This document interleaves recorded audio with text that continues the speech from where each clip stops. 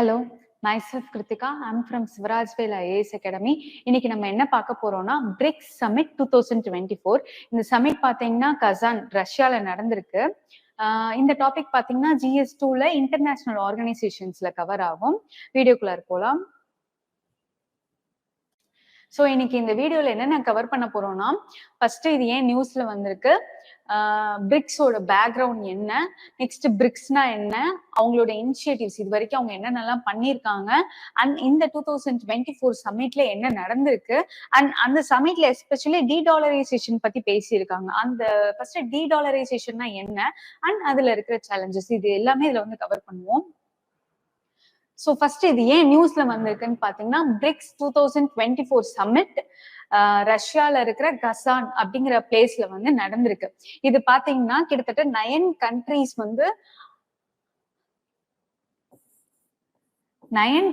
வந்து அட்டென்ட் பண்ணியிருக்காங்க. And observer ஸ்டேட்ஸா 30 countries வந்து அட்டென்ட் பண்ணியிருக்காங்க. இது ஒரு பெரிய ஒரு சமிட்டா வந்து பார்க்கப்படுது. ஸோ அது என்னன்னு பார்ப்போம். ஸோ இதோட பேக்ரவுண்ட் ஃபர்ஸ்ட் பிரிக்ஸ் எப்படி ஃபார்ம் ஆச்சுன்னு பாத்தீங்கன்னா அதுவே ஒரு இன்ட்ரெஸ்டிங்கான விஷயம். ஜிம் ஓ நெயில் அப்படிங்கிற ஒரு பிரிட்டிஷ் எக்கனாமிஸ்ட் தான் ஃபர்ஸ்ட் இந்த பிரிக் அப்படிங்கிற ஒரு டேர்மே வந்து சொல்றாரு. என்னன்னா ஃபர்ஸ்ட் அவர் சொன்னது வந்து பிரிக், பிரேசில், ரஷ்யா, இந்தியா, சைனா. அவர் என்ன சொல்றாருன்னா 2050ல இவங்க தான் மேஜர் எமர்ஜிங் எக்கனாமிஸா இருக்க போறாங்க. வேர்ல்டு இந்த கண்ட்ரிஸ் தான் வந்து எக்கனாமிஸ் தான் வந்து ரூல் பண்ண போறாங்க அப்படின்ட்டு சொல்லியிருக்காங்க. எமர்ஜிங் எக்கனாமிஸாவும் இருக்க போறாங்க, 2050ல இவங்க தான் டாமினண்டாவும் இருக்க போறாங்க. ஸோ இதெல்லாம் பார்த்தா இந்த கண்ட்ரிஸ் ஒய் நாட், நம்ம ஏன் பண்ணக்கூடாது அப்படின்ட்டு ஆர்கனைஸ் பண்ணி நடந்த ஒரு விஷயம் தான் இந்த பிரிக் அப்படிங்கிற ஆர்கனைசேஷன். ஸோ நெக்ஸ்ட் பிரிக் ஃபர்ஸ்ட் இதோட ஃபார்மல் மீட்டிங் எப்பன்னு பாத்தீங்கன்னா 2006 தான் வந்து இதோட ஃபார்மல் மீட்டிங்கா இருந்திருக்கு. அண்ட் இது ரொம்ப ஃபார்மலா இருந்துச்சுன்னா கிடையாது. எங்கெல்லாம் வந்து UN ஜெனரல் அசம்பிளி நடக்குதோ அப்பெல்லாம் இந்த கண்ட்ரிஸ் வந்து உட்காந்து பேசுவாங்க. ஸோ அந்த மாதிரி ஒரு ஃபார்மலா தான் இருந்திருக்கு. அதுக்கப்புறம் 2008 இந்த எக்கனாமிக் கிரைசிஸ் வந்துச்சுல்ல, அதுக்கப்புறம் நம்ம இதை வந்து இன்னும் ஃபார்மலா எடுத்துட்டு போகணும், ரொம்ப ஆர்கனைஸ்டா வைக்கணும் அப்படின்னு சொல்லி ஆரம்பிச்சு அதுக்கப்புறம் தான் இயர் பை இயர் ஒரு சமிட்டா செப்பரேட்டா வந்து இவங்க வைக்க ஆரம்பிச்சாங்க. இதுல வந்து பாத்தீங்கன்னா 2010ல வந்து சவுத் ஆப்பிரிக்கா வந்து ஆட் ஆகுது. அப்புறம் தான் இதை வந்து பிரிக்ஸா மாறுது. சவுத் ஆப்பிரிக்கா வந்து ஜாயின் ஆயிடுச்சு. இப்போ 2024 சமிட்ல பாத்தீங்கன்னா 9 மெம்பர்ஸ், இப்போ பிரசன்ட்லி பிரிக்ஸ்ல பாத்தீங்கன்னா டோட்டலி 9 மெம்பர்ஸ் இருக்காங்க. இப்போ யார் யாருன்னு பாத்தீங்கன்னா ஈரான், எஜிப்ட், எத்தோப்பியா, UAE, இவங்க இப்போ பிரசன்ட்லி வந்து 9 மெம்பர்ஸ் இருக்காங்க. இப்ப இத வந்து எப்படி சொல்றாங்கன்னா பிரிக்ஸ் பிளஸ்ன்னு சொல்றாங்க. சோ இதோட இது எய்ம் என்னன்னு பாத்தீங்கன்னா to challenge the economic and political monopoly of the west. வேர்ல்ட்லயே வந்து யூரோப்பியன் அண்ட் வெஸ்ட் கண்ட்ரீஸோட டாமினேஷன் வந்து ரொம்ப அதிகமா இருக்கு. அது எதுல பாத்தீங்கன்னா எக்கனாமிக் ஃபோரம்ஸ் மாதிரி இருக்கிற IMF அண்ட் வேர்ல்ட் பேங்க்ல எல்லாம் அவங்களோட டாமினேஷன் தான் வந்து ரொம்ப அதிகமா இருக்கு. இப்போ அவங்க யாருக்கு லோன் கொடுக்கணும், அவங்க யாருக்கு கொடுக்க கூடாதுன்னு நினைக்கிறாங்களோ அப்படிதான் வந்து டிசைட் ஆகி நடந்துட்டு இருக்கு. இஃப் அவங்க ஒரு கண்ட்ரிக்கு கொடுக்குறாங்கன்னா அதுல பெனிஃபிட் இல்லாம கொடுக்க மாட்டாங்க. லைக் அந்த கண்ட்ரி வந்து அவங்க சொல்ற எக்கனாமிக் பாலிசிஸ் தான் ஃபாலோ பண்ணணும். இந்த மாதிரி விஷயங்கள்லாம் இருக்கு. அது பிரைம் எக்ஸாம்பிள் வந்து இந்தியாவே இருக்கு.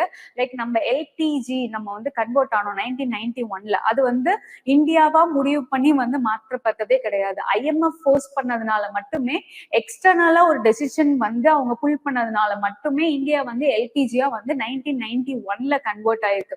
சோ மத்த கண்ட்ரீஸோட இன்ஃப்ளூயன்ஸ் வந்து எஸ்பெஷல் வெஸ்டர்னோட கண்ட்ரீஸோட இன்ஃப்ளூயன்ஸ் வந்து மத்த கண்ட்ரீஸ்ல அதிகமா இருக்கு. இன்னொரு எக்ஸாம்பிள் ஸ்ரீலங்கன் எக்கனாமிக் கிரைசிஸ் வந்துச்சு, அது கூட சொல்லலாம். அப்ப வந்து IMF வந்து நாங்க ஹெல்ப் பண்றோம்னு வந்தோங்க. ஆனா அவங்க யாரு சொல்றாங்களோ, லைக் அவங்க என்ன பாலிசிஸ் வந்து சொல்றாங்களோ அதை தான் ஃபாலோ பண்ணணும் அப்படிங்கிற ஒரு கண்டிஷனையும் வந்து வச்சாங்க. சோ இதெல்லாம் வந்து அகைன்ஸ்டா தான் ஒரு கலெக்டிவ் பார்கெனிங்கா வந்து இந்த கண்ட்ரிஸ் இருக்கிறாங்க. லைக் இந்த வெஸ்ட் இருக்காங்க, இவங்களுக்கு அகைன்ஸ்டா கலெக்டிவ் பார்கெனிங்கா இப்ப வளர்ந்து வர எமர்ஜிங் எக்கனாமிஸ் எல்லாம் சேர்ந்து ஆரம்பிச்சதுதான் வந்து பிரிக்ஸ். சோ இவங்க இப்போ இனிஷியேட்டிவ்ஸ் நிறைய இப்போ இந்த இயர்ஸ்ல பண்ணதுல எது இதெல்லாம் வந்து ஒரு பிரைமா இருக்கு அப்படிங்கறத பார்க்கலாம். 2010ல பாத்தீங்கன்னா IMF கோட்டா ரிஃபார்ம் பண்ணியிருக்காங்க. இப்பயுமே வந்து IMFல பாத்தீங்கன்னா வெஸ்டர்ன் கண்ட்ரீஸோட கோட்டா தான் அதிகமா இருக்கு. பட் அந்த ஆரம்ப 2010 டைம்ல இன்னும் ரொம்ப கம்மி. அதாவது கோட்டா மீன்ஸ் இவ்வளோ % வந்து லோன் எடுத்துக்கலாம் அப்படிங்கிறது. ஸோ நார்மலா நம்ம கண்ட்ரீஸ்லாம் வந்து கம்மி, பட் வெஸ்டர்ன் கண்ட்ரீஸ் வந்து அதிகமா எடுத்துக்க முடியும். ஸோ அதை வந்து அகைன்ஸ்டா இவங்க வந்து வாய்ஸ் ரைஸ் பண்ணி எங்களுக்கும் வந்து அதிகமா வேணும்ட்டு ஸோ கோட்டாவை வந்து கொஞ்சம் அதிகப்படுத்திருக்காங்க. இது வந்து பிரிக்ஸ் புஷ் பண்ணதுனால மட்டுமே இது வந்து நடந்திருக்கு. அண்ட் 2014ல பாத்தீங்கன்னா இது ஒரு மேஜர் இனிஷியேட்டிவ் ஃப்ளோரன்ஸா டிக்ளரேஷன். அதுலதான் வந்து நியூ டெவலப்மெண்ட் பேங்க் அப்படிங்கிற ஒண்ணு வந்து ஸ்டார்ட் பண்ணியிருக்காங்க. இப்போ IMF, வேர்ல்ட் பேங்க் இந்த மாதிரியான எக்கனாமிக் ஃபோரம்ல தான் போய் ஒரு கண்ட்ரிக்கு வந்து லோன் வேணும்னா அவங்க வந்து எடுத்துக்க முடியும். பட் இந்த மாதிரி நியூ டெவலப்மெண்ட் பேங்க் வந்து இவங்க இப்போ இந்த எமர்ஜிங் எக்கனாமிஸ் வந்து ஸ்டார்ட் பண்ணியிருக்காங்க. இது எதுக்காகனா நம்ம எதுக்கு மத்தவங்களை டிபெண்ட் பண்ணி இருக்கணும் அப்படின்னு சொல்லிட்டு இப்போ வளர்ந்து வர இந்த கண்ட்ரிஸ் எல்லாம் சேர்ந்து அவங்களே காசு போட்டு அவங்களுக்கு தேவை வரும்போது நம்ம எடுத்துக்கலாம் அப்படின்னு ஸ்டார்ட் பண்ண பேங்க் தான் இது. இது யாருக்கு எதுக்காக வந்து கொடுக்குறாங்கன்னா இன்ஃப்ராஸ்ட்ரக்சருக்கும் அண்ட் சஸ்டைனபிள் டெவலப்மெண்ட் ப்ராஜெக்ட்ஸுக்கும் வந்து இவங்க வந்து லோன் கொடுத்துட்டு இருக்காங்க. இதுல வந்து பிரிக்ஸ் கண்ட்ரிஸ் மட்டும் இல்லாம மேஜரா எந்தெந்த கண்ட்ரிஸ் எல்லாம் வந்து எமர்ஜிங்கா இருக்கோ அவங்க எல்லாமே வந்து இந்த பேங்க்ல வந்து பாத்தீங்கன்னா லோன் எடுத்துக்கலாம். இதோட இம்பார்ட்டன்ட் என்னன்னா நோ வீட்டோ பவர், எல்லாருக்குமே ஈக்குவல் ரைட்ஸ். இப்போ சைனா ஒரு கண்ட்ரி வந்து நிறைய வந்து அமௌண்ட் போட்டிருக்காங்க, அவங்க வந்து நிறைய எடுத்துக்கலாம், அப்பெல்லாம் எதுவுமே கிடையாது. எல்லா கண்ட்ரிக்குமே வந்து ஈக்குவலான ரைட்ஸ் இருக்கு, ஈக்குவலா தான் வந்து பார்க்கப்படுறாங்க. அந்த கண்டின்ஜென்ட் ரிசர்வ் அக்ரிமெண்ட்னு ஒண்ணு இருக்கு. அது எப்படின்னா இப்போ ஒரு இந்தியா மாதிரியா ஒரு கண்ட்ரி சார்ட் அவுட் பண்ண முடியும், பட் அது சால்வ் பண்ண முடியாத அளவுக்கு ஏதோ ஒரு இஷ்யூ வருது, நேச்சுரல் டிசாஸ்டரோ ஏதோ இப்ப சுனாமி மாதிரி ஒரு கிரைசிஸ் வருது, இல்ல ஒரு பினான்சியல் கிரைசிஸா கூட இருக்கலாம். சோ அப்ப வந்து இந்த நியூ டெவலப்மெண்ட் பேங்க்ல போய் இந்தியாவால வந்து லோன் எடுத்துக்க முடியும். சோ அந்த ஒரு ஃபெசிலிட்டியுமே வந்து ஒரு எமர்ஜென்சி பர்பஸ்க்காகவும் எடுத்துக்க முடியுங்கிற ஒரு அக்ரிமெண்ட் இதுவும் இதுல வச்சிருக்காங்க. நெக்ஸ்ட் 2022ல பாத்தீங்கன்னா கிளைமேட் சேஞ்ச் பத்தின ஒரு மீட்டிங்கும் வந்து போட்டிருக்காங்க. நம்ம பிரிக்ஸ்ன்னு ஒன்னே வந்து இப்போ யூபிஎஸ்சி கொஸ்டின் பேப்பர்ல கொஸ்டின்ல கேட்பாங்க, லைக் வந்து பிரிக்ஸ்ன்னு கொடுத்துட்டு ஆப்ஷன்ல அது எக்கனாமிக், பொலிட்டிக்கல் இதெல்லாம். பட் அவங்க கிளைமேட் சேஞ்ச் பத்தி பேசியிருக்காங்களா அப்படிங்கறது தெரியாது, நம்ம யோசிப்போம். பட் அவங்க வந்து கிளைமேட் சேஞ்ச் பத்தியும் வந்து பேசியிருக்காங்க. டு ஆக்சலரேட் லோ கார்பன் வந்து யூஸ் பண்ணணும் அண்ட் அந்த சேஞ்ச் வந்து ரிசைலண்ட் டிரான்சிஷனா இருக்கணும். லைக் ஃபாசில் ஃபியூவல்ஸ்ல இருந்து ரெனிவல் எனர்ஜியா வந்து கன்வெர்ட் பண்ற அந்த ப்ராசஸ் வந்து ஸ்மூத்தா இருக்கணும். லைக் ரொம்ப அப்ரூப்டா ஸ்டாப் பண்ணாம ஸ்டெப் பை ஸ்டெப் ப்ராசஸா இருக்கணும்ட்டு கிளைமேட் சேஞ்ச் பத்தியும் வந்து இவங்க பேசியிருக்காங்க. அண்ட் 2023ல 6 கண்ட்ரீஸை வந்து இன்வைட் பண்ணியிருக்காங்க. 2010ல இருந்து ஒன்லி 5 கண்ட்ரீஸ் பிரிக்ஸ் மட்டும்தான் இருந்துச்சு. பட் இப்போ வந்து அதை இன்னும் விரிவ பண்ணணும் அப்படின்னு முடிவு பண்ணி மற்ற கண்ட்ரீஸ்க்கும் வந்து இன்விடேஷன் கொடுத்திருக்காங்க. யார் யார் கொடுத்திருக்காங்கன்னா Iran, UAE, Saudi Arabia, Argentina, Egypt and Ethiopia. இதுல அர்ஜென்டினா பாத்தீங்கன்னா வந்து ஆஃபரை வந்து ரிஜெக்ட் பண்ணிட்டாங்க. அண்ட் சவுதி அரேபியா பாத்தீங்கன்னா இன்னும் வந்து ஹோல்ட்ல வச்சிருக்காங்க. சோ மத்த ஈரான், UAE, எஜிப்த், எத்தியோப்பியா இந்த கண்ட்ரிஸ் எல்லாமே வந்து அக்செப்ட் பண்ணி இந்த 2024 சம்மிட்ல வந்து மீட்டும் பண்ணியிருக்காங்க. நெக்ஸ்ட் இந்த 2024 சம்மிட்ல வந்து என்ன நடந்திருக்குன்னு பார்ப்போம். நியூ மெம்பர்ஸ் தான் வந்து ஈரான், எஜிப்த், எத்தியோப்பியா, UAE இவங்க எல்லாமே வந்து இந்த சம்மிட்ல தான் வந்து நியூவா வந்து ஜாயின் ஆகி மீட் பண்றாங்க. அண்ட் இதோட தீம் பாத்தீங்கன்னா strengthening multilateralism for just global development and security. இதுல பாத்தீங்கன்னா குளோபல் டெவலப்மெண்ட் அண்ட் செக்யூரிட்டியில ஜஸ்டிஸா இருக்கணும். லைக் பெரிய கண்ட்ரி, சின்ன கண்ட்ரி அந்த மாதிரி எந்த பாகுபாடும் இல்லாம எல்லா கண்ட்ரீஸுமே அந்த குளோபல் டெவலப்மெண்ட்டுக்காக பார்ட்டிசிபேட் பண்ணணும். அதுதான் இந்த இயரோட தீம். Next Kazan declaration. இந்த சமிட் பாத்தீங்கன்னா காசான்ல நடந்திருக்கு. சோ இது வந்து காசான் டிக்ளரேஷன் சொல்லுவாங்க. இதோட ஹைலைட் பாத்தீங்கன்னா mutual respect, inclusiveness and consensus. இப்போ மியூச்சுவல் ரெஸ்பெக்ட், அதாவது பெரிய கண்ட்ரி சின்ன கண்ட்ரி அந்த மாதிரி எதுவுமே இல்லாம ஒன்னையும் நான் ரெஸ்பெக்ட் பண்ணும், நீயும் என்னைய ரெஸ்பெக்ட் பண்ணும், அதுதான். And inclusiveness, like overall participation இருக்கணும். எல்லா கண்ட்ரீஸுமே வந்து ஈக்குவலான பார்ட்டிசிபேஷன் இருக்கணும். இப்போ இந்த பிரிக்ஸ்ல பாத்தீங்கன்னா சைனா மாதிரியான பெரிய கண்ட்ரீஸும் இருக்கு, எத்தோப்பியா மாதிரியான சின்ன கண்ட்ரீஸும் இருக்கு. பட் எல்லாருக்கும் அது வந்து ஈக்குவலா இருக்கணும். அண்ட் கன்சென்சஸ், அதாவது ஒருமித்த முடிவா இருக்கணும். லைக் ஒரு கண்ட்ரி மட்டுமே டிசைட் பண்றது அந்த வந்து ஆர்கனைசேஷன் ஃபாலோ பண்றது கிடையாது. கன்சென்சஸ்னா எல்லாருமே சேர்ந்து ஒரு முடிவை எடுத்து பேசி அந்த முடிவை எடுத்து அதை ஃபாலோ பண்றது. ஸோ கன்சென்சஸ் இதுதான் வந்து அதோட highlights. Advocating UN reform. UN security கவுன்சில்ல வந்து சேஞ்ச் வேணும். இப்போ வந்து யூஎன் கவுன்சில் பாத்தீங்கன்னா ஆல்மோஸ்ட் 75 இயர்ஸ் ஆச்சு.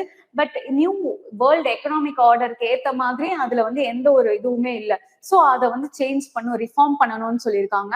And 2030 agenda of sustainable development goal, இதை வந்து ஃபாலோ பண்ணி சப்போர்ட் பண்றதுக்காக வந்து இதை பத்தியும் பேசியிருக்காங்க. Outreach the engagement with global south.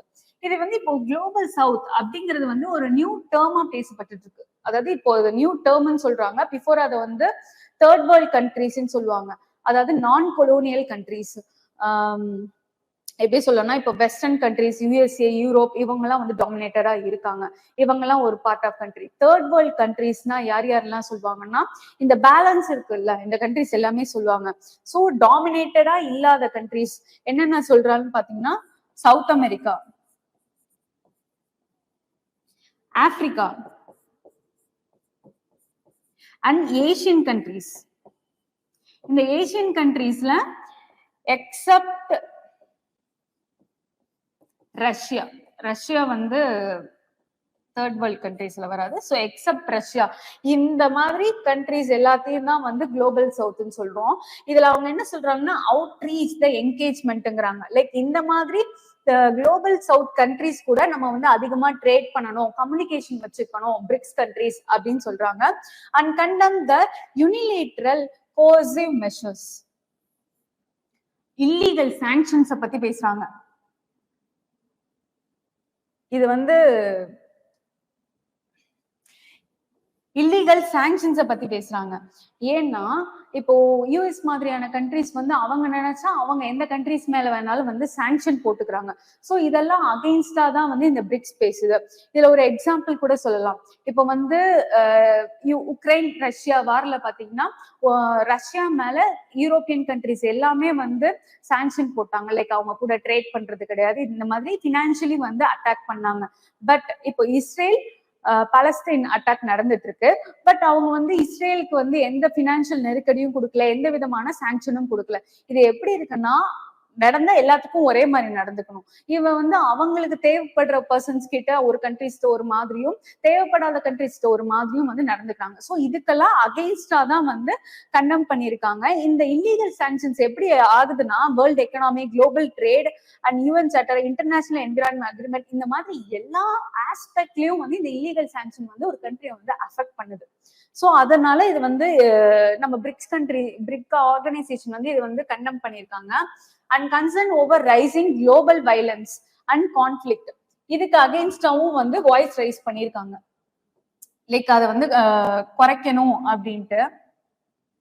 Next areas of cooperation, cyber security and data governance in finance sector and rapid information challenge drill, இப்படி ஒரு ட்ரில் பாத்தீங்கன்னா கண்டக்ட் பண்ணியிருக்காங்க. இப்போ இந்தியா மேல சடனா வந்து ஒரு சைபர் அட்டாக் நடக்குது.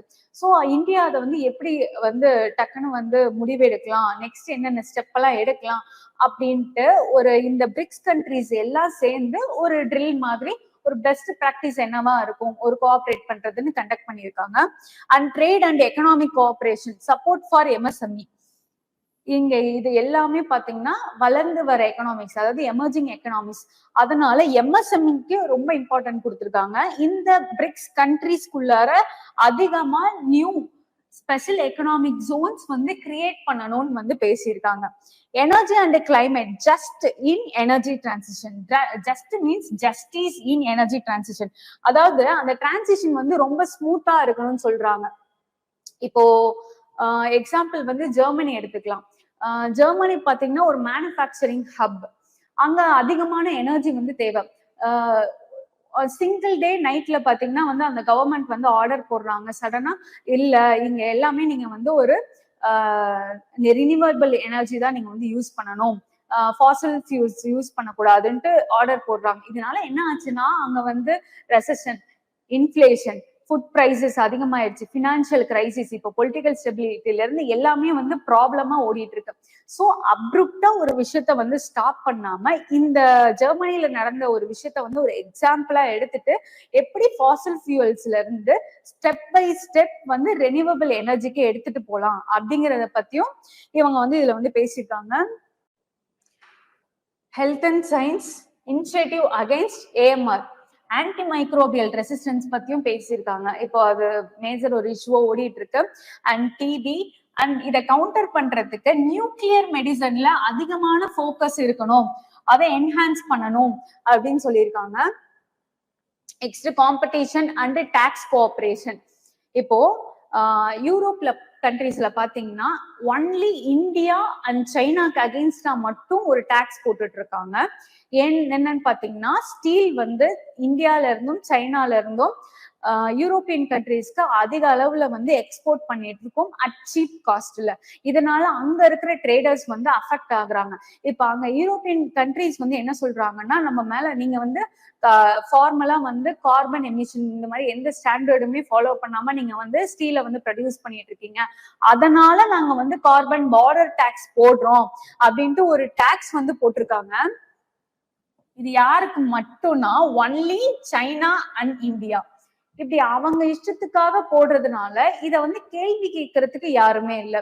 சோ இப்ப இந்த பிரிக்ஸ் இந்த மாதிரி ஒரு ஆர்கனைசேஷன் மூலியமா ஏன் போட்டீங்க, லைக் ஏன் இந்த 2 கண்ட்ரீஸ்க்கு மட்டும் அகெயின்ஸ்டா போட்டீங்கன்னு வெஸ்டர்ன் கண்ட்ரீஸ்க்கு அகெயின்ஸ்டா நம்மளாட்டி ஒரு வாய்ஸ் ரைஸ் பண்ண முடியும். அண்ட் இதை எப்படி பண்ணலாம், இது அகெயின்ஸ்டா இந்த யூரோப்பியன் கண்ட்ரீஸ் இல்லாம வேற எந்த கண்ட்ரீஸ்க்கு நம்மளாட்டி எக்ஸ்போர்ட் பண்ணலாம் அப்படின்ட்டு பிரிக்ஸ் மெம்பர்ஸால ஒரு டாக்ஸ் கோஆபரேஷன் பத்தியும் வந்து பேசியிருக்காங்க. நெக்ஸ்ட் இந்த இருக்கிறதுலே வந்து மேஜரா பாத்தீங்கன்னா டீடாலரைசேஷன் ஒரு இம்பார்ட்டன்டான ஒரு விஷயமா வந்து பிரிக்ஸ்ல இப்போ ரீசெண்டா வந்து லாஸ்ட் 2 சமிட்டா வந்து போயிட்டு இருக்கு. இதுல என்ன சொல்றாங்கன்னா ரெடியூசிங் டாலர் டாமினன்ஸ் இன் குளோபல் மார்க்கெட். இப்போ வேர்ல்டுல இருக்குல்ல எல்லா கண்ட்ரிஸுமே பாத்தீங்கன்னா டாலரை தான் டிபெண்ட் பண்ணிருக்கு. ஃபர்ஸ்ட் அந்த டாலர் டாமினன்ஸ் வந்து குறைக்கணும் அப்படின்னு சொல்றாங்க. Reducing impact of US monetary policy. Yearly பாத்தீங்கன்னா ட்வைஸ் ஆர் த்ரைஸ் வந்து யூஎஸ் வந்து மானிட்டரி பாலிசி வந்து ரிலீஸ் பண்ணுவாங்க. அது என்ன ஆகும்னா இந்தியன் அந்த யூஎஸ் மானிட்டரி பாலிசி வருதுன்னா இந்தியன் ஷேர் மார்க்கெட் வரைக்கும் அதை வந்து அஃபெக்ட் பண்ணும். எல்லாமே அதை வந்து எக்ஸ்பெக்ட் பண்ணிட்டு இருப்பாங்க. இந்தியன் ஷேர் மார்க்கெட் மட்டும் கிடையாது, வேர்ல்டுல இருக்கிற எல்லா ஷேர் மார்க்கெட்டும் பாத்தீங்கன்னா அந்த யூஎஸ் மானிட்டரி பாலிசியை வந்து டிபெண்ட் பண்ணி தான் இருக்கு. லைக் அங்க ஏதாச்சும் ஒரு நெகட்டிவா வந்துச்சுன்னா அது நம்ம மார்க்கெட் வரைக்குமே வந்து அஃபெக்ட் ஆகும். அசர்ட்டிங் எக்கனாமிக் சார்னிட்டி. இப்போ ஒவ்வொரு கண்ட்ரிக்கும் அந்தந்த கண்ட்ரியோட பைசா பேப்பர் வந்து செப்பரேட்டா இருந்தாலும் பட் பிராக்டிக்கலா பாத்தீங்கன்னா எல்லா கண்ட்ரிஸும் வந்து டாலரை டிபெண்ட் பண்ணி தான் இருக்கு. அவங்களாட்டி தனிப்பட்ட ஒரு முடிவை வந்து எடுத்துட முடியாது. ஸோ டாலரோட டிபெண்டன்ஸ் அதிகம் இருக்கிறதுனால எல்லாத்தையுமே பார்த்து முடிவு பண்ணணுங்கிற ஒரு சுச்சுவேஷன். அதனால ஒரு கண்ட்ரியோட எக்கனாமிக் சார்னிட்டி இதுல பாதிக்கப்படுது. அதனால இதை வந்து மாத்தணும் அப்படின்னு சொல்றாங்க. Mitigate effects of dollar fluctuations. ஒரு சேயிங் சொல்லுவாங்க, லைக் யூஎஸ்ல வந்து கோல் குடிச்சா வேர்ல்டுக்கே வந்து ஸ்னீஸ் ஆகும் அப்படின்ட்டு. இப்போ யூஎஸ் மாதிரியான அந்த பர்டிகுலர் கண்ட்ரில ஒரு ரெசெஷனோ ஒரு எக்கனாமிக் கிரைசிஸோ வருதுன்னா இது வந்து ஹோல் வேர்ல்டே வந்து சஃபர் பண்ணும். ஏன்னா எல்லாம் டாலர் டிபெண்டன்ஸா இருக்கிறதுனால. இப்ப இந்தியா மாதிரியான கண்ட்ரில இப்போ டிமானிட்டைசேஷன் பண்ணாங்க, அந்த மாதிரி சடனா வந்து யூஎஸ்ல ஒரு முடிவு எடுக்கிறாங்கன்னா அதோட இம்பாக்ட் எப்படி இருக்கும், அந்த ஹோல் வேர்ல்டே தான் வந்து பாதிக்குது. ஸோ இதனால குறைக்கணுங்கிறாங்க. Next dollar as weapon against US adversaries. இந்த டாலர் அவங்க வந்து ஒரு வெப்பனா யூஸ் பண்ணிட்டு இருக்காங்க. ஒரு கண்ட்ரிஸ் மேலயும் வந்து இப்போ ஈரான் மாதிரியான கண்ட்ரீஸ்ல எல்லாம் வந்து சாங்ஷன் போட்டிருக்காங்க. அப்படி சாங்ஷன் போடும்போது அவங்களாட்டி ட்ரேட் பண்ண முடியாது, டாலர்ல வந்து ட்ரேட் பண்ண முடியாது.